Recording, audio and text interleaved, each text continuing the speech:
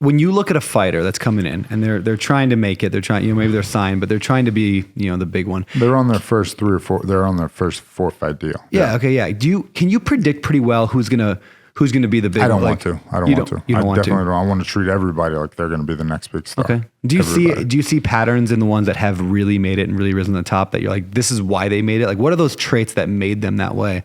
Is it just hard work? We try to identify those more from a scientific period. Like, is it reactive strength index? Is it, rate of force development? Like, what are those? Which one of those things? Because why? Because those things are influenceable. Mm-hmm. So like, okay, you're not very good at this. We can make you better at that. Or you're very good at this. And at the champion level, well, they all seem to be, top 10 are all good at that. So, yeah. So more like that, right? Let's let the data dictate who we should, Can anyone be a successful fighter? I have no idea. I mean, is this, how much nurture versus nature is this?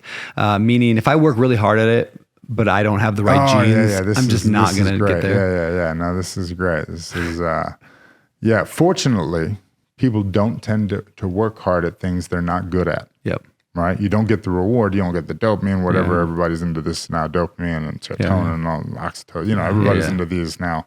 But it's not fun to go be good at something or to go be bad at something. If you're pretty good, you're going to be driven to go to the gym more. Okay. But sometimes people don't get auto-corrected out of it. They stick with it.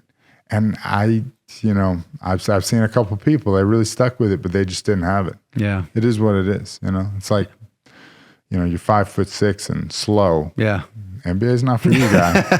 Well, I think of like singing compared to like singing, right? Like you can be naturally born a good singer. Beautiful voice. Yeah. And then you're like, you can work your whole life to be mediocre. Yes. Yeah. Because there are people who just, no matter what, no matter how hard you try, you will never be more than mediocre. Yeah. But there's still a place for those people, right? Karaoke bars and all that. And sure. There's gyms, there's local fights. Yeah. Is that a big thing? Like local fights? Like, yeah, of course. How do you think, how do you think we got here? Yeah. You got to start locally. Yeah, I've never seen them. Like, obviously, I don't look, and maybe Hawaii doesn't have like the local fight. And we have jiu-jitsu matches, it's hard to put things on in Hawaii. There was a big event in Hawaii, but Icon, I believe, but it went under. Yeah.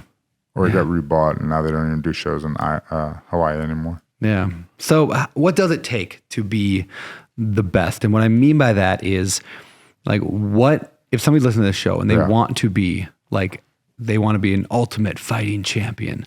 I mean, is this 40, 50, 60 hours a week? This is their whole life. That's what it is. Your body can't handle that. Okay. So you can do this part-time? Like, no, because the mental aspect of it's full-time. Okay. Physically, you probably need to work maybe 20, 25 hours a week. Okay. And then you got, your recovery and this bath and the ice bath and then this and that. And, so now we're at 30 hours a week and now you got film study. So it's not all the physical part, right? It's a lot about the mental, the mental, like doing the work that I never did. In my day, honestly, it was good. If you showed up, went hard, you'd be all right. Yeah. You show up every day, go hard.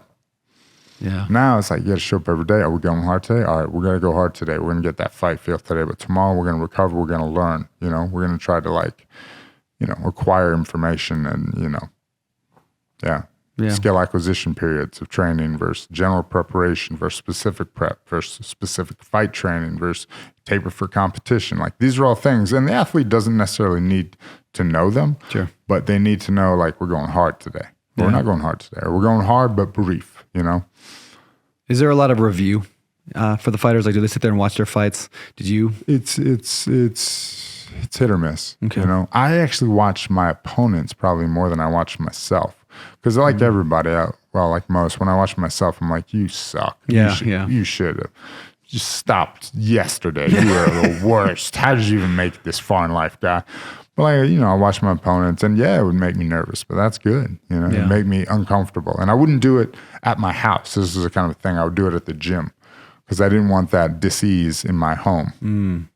How do you deal with haters and like people who are anti-you? I mean, I just send them the waiver and say, hey, bro, syndicate, it's down the street. It's a gym. That works. Sparring, Saturday, noon. But you were in the public eye. So, I mean, maybe it wasn't as bad back then, I've also social media? I'm a nice guy too. I'm like genuinely like, why do you want to mess with me? I ain't messing with nobody, you know? And that's the thing is like, I'm not putting myself out there. I'm never saying like, I'm this, I'm that. No. Sure. You know, if I insult me first, why would you bother? Yeah. I've already insulted me. Don't jump on the bandwagon, bro. Now you're just copying me. I said it first. Gosh. There you go. And then you go fight him. Yeah. Do you fight anymore? I don't. You don't, not at all. Like not even just. I mess around a little, but I don't grapple or wrestle at all. I just like do a little kickboxing here and there. And if people take me down, I just say, oh, I'm done.